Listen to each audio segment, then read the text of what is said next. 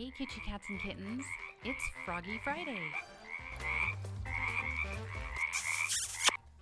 Hey everybody, welcome back to my channel and welcome to another edition of Froggy Friday. This is a collaboration with several other artists, so make sure you check out the playlist in the description. And this make is by none other than Mr. Kitschy, because I've been under the weather, as I'm sure you can tell. So thank you, Mr. Kitschy, for helping me out with my makes. Not a problem.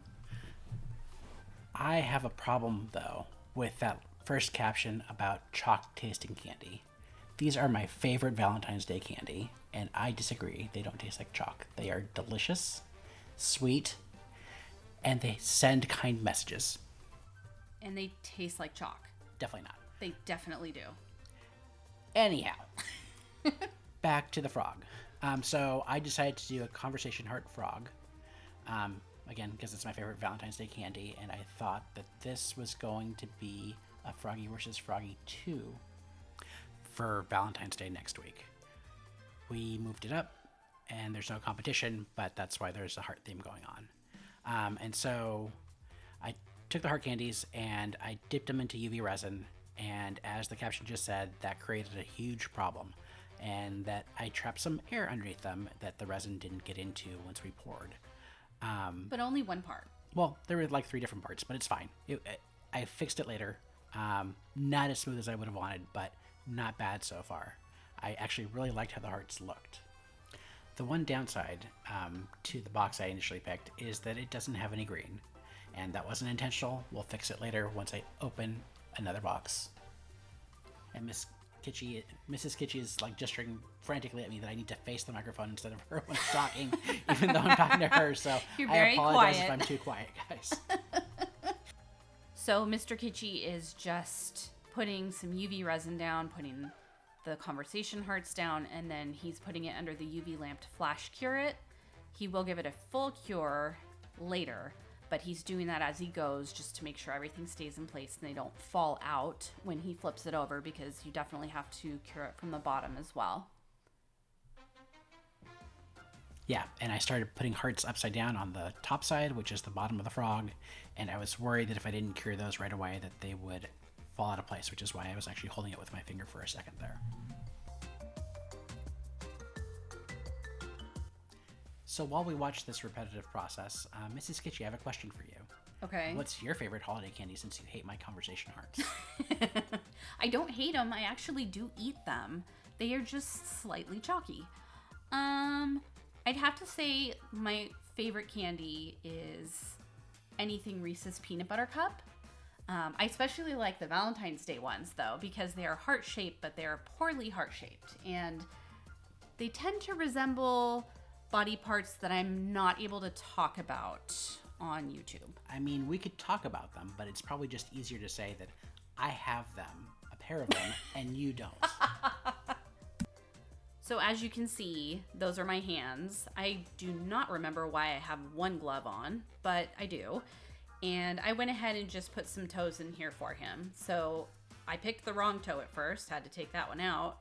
And then I go for the warmer pink color to hopefully match the pink conversation hearts. And just to be clear, this was last week before Mrs. Kitschy got sick. And so she was doing another pour and has some extra resin and asked if I'd like her to go ahead and pour that extra resin into my Froggy. And that fit with my goal all the way, because I wanted clear resin because I was going to add more hearts. And this is where we're going to get the green heart coming up. In addition to containing chalk, these also contain a lot of air, and I did let Mr. Kitschy know that if we didn't originally dip them in resin and let them cure, or dip them in UV or paint them in UV and let that resin cure, they were going to create some bubbles, and he was okay with that. Yeah, there were a lot of bubbles, but it didn't seem worthwhile to go through that step and coat each one individually and use up all that extra resin and time to make sure they were coated properly.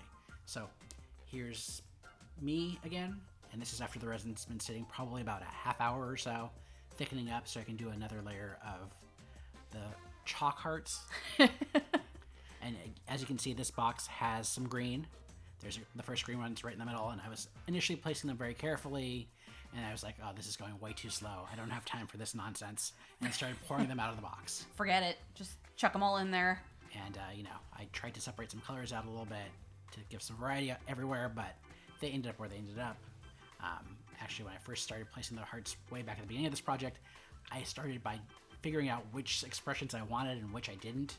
And then I realized no one's going to look that closely. So I used all the hearts from that last box and a bunch here. Even I didn't look that closely. Do you even know what it says? They are very heartwarming. Yes. Oh, I see what you did there. That was good. Yeah. This frog had a lot of opportunity for punny situations. I was actually voting for this frog to be called the Hardy Frog, but Mrs. Kitschy gave me a look like no one wants that dad joke. No Grown. But I mean, it's very hardy, isn't it, guys? I feel like it would survive out in the wild quite a while. I don't think so. It looks delicious.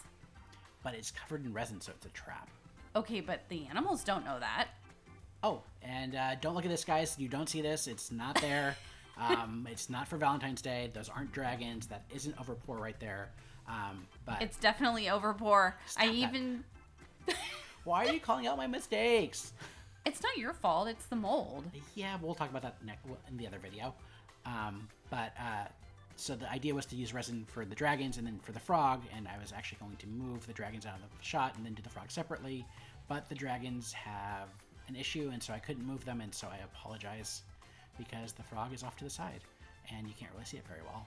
And it's okay. I'm out of shot all the time, so. Also, I don't recommend pouring clear resin into a mold when it's off to the side far away from you because it's impossible to see.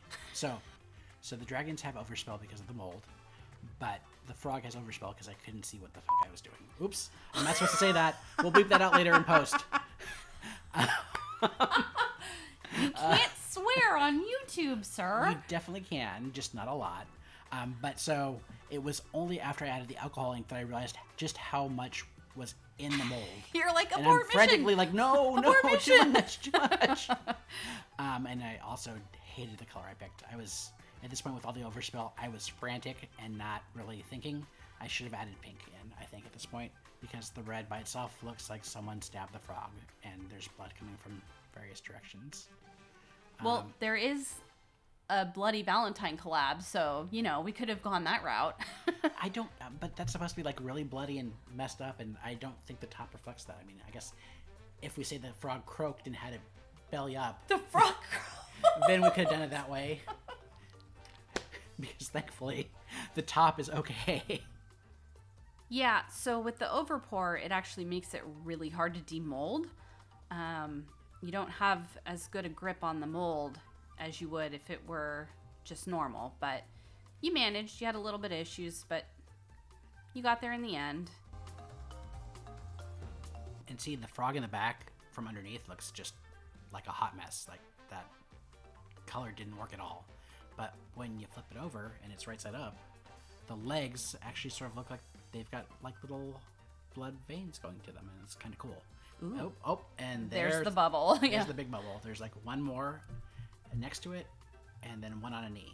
But other than that, it looks pretty good, right? Like, I think it looks pretty awesome. I think it looks cool. I know there's a controversy about using food and resin, but I think for this purpose, it works really well. To be clear, if I were selling something, I would never put food in it. I would need one heck of a disclaimer if I did that. So this is just for us to keep. Yeah, it was just something fun that I wanted to do. And so I thought from the beginning that I was going to do the hearts painted on, wow, I can't even talk right now. That's fine. I was going to paint hearts as eyes on this frog. And so that's what I decided to do with Posca pens that I've had for a while and have never used. And it shows in the application here. So as Mrs. Kitschy's captions show, this is attempt number 2 because it didn't go well the first time. The white just wasn't covering very well, so I decided to start with a pink layer as the background and then move forward. The white never does cover very well. You have to do several layers of it. And I find that especially when you're first starting out with the pens, they're kind of watery. Yeah, and even with this pink one, gravity was not my friend. It kept on dripping them down, and unfortunately when I went to wipe some, it actually got sort of the eyeball too, so hence we're going to have attempt number 3 coming up soon. Oh, been there.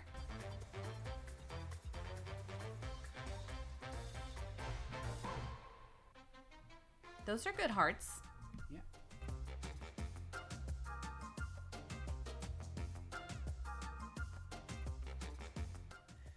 So I didn't learn my lesson the first time and decided to try and use white a second time, and it failed again.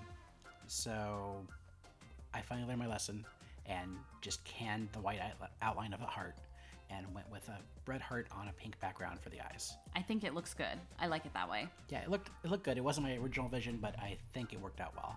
And so here I'm using UV resin to try and cover up some of those little gaps. And I started off with some of sticky, older UV resin, thinking the firmness would help keep it in place so it wouldn't go everywhere, but it left sort of a rough surface. And so I actually ended up adding some new UV resin to the tray and then using that to cover better. I also found something that was smoother to apply it with instead of using the dotting tool, and I think that helped a lot too, but you'll see that shortly.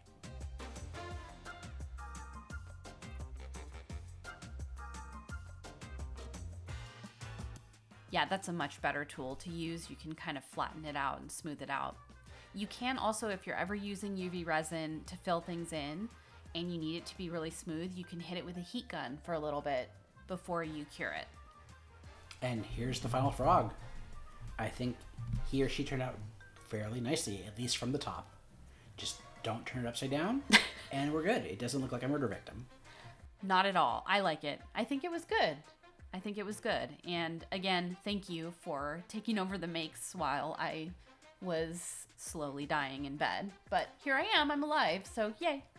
So you didn't croak this week? I didn't croak.